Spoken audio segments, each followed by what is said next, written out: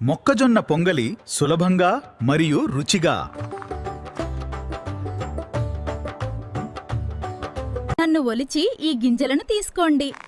చాలా బాగున్నాయి. మొక్కజొన్న గింజలను తిరగలిలో వేసి కోర్సుగా పొడి చేసుకోవాలి.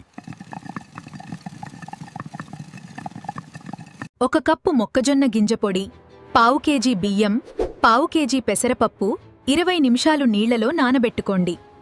ఒక కుక్కర్లో 3:30 కప్పు నీళ్లు పోసుకుని దానిలో 3 బౌల్స్లో ఉన్న గింజలు ఒకదాని తర్వాత ఒకటి వేసుకోవాలి. కుక్కర్లో వేసుకున్న మిశ్రమాన్ని బాగా కలుపుకోవాలి.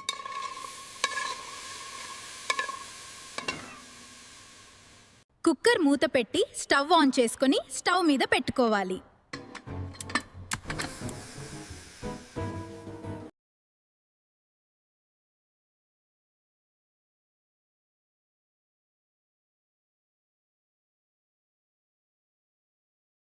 స్టవ్ మీద ఒక పాన్ పెట్టి దానిలో 2 స్పూన్ల ఆయిల్ వేసి 1 స్పూన్ జీలకర్ర, 1 స్పూను దంచిన మిరియాలు వేసుకోవాలి.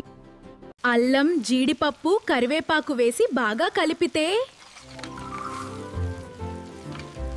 వావ్! కుక్కర్ మూత తీసి ఈ పోపుని పొంగలిలో కలుపుకోవాలి.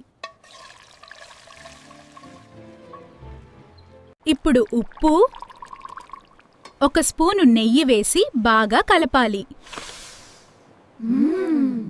మొక్కజొన్న పొంగలి రెడీ. ఈ చట్నీతో తింటే చాలా రుచిగా ఉంటుంది. అబ్బా! మొక్కజొన్న పొంగలి ఎంత రుచిగా ఉంది!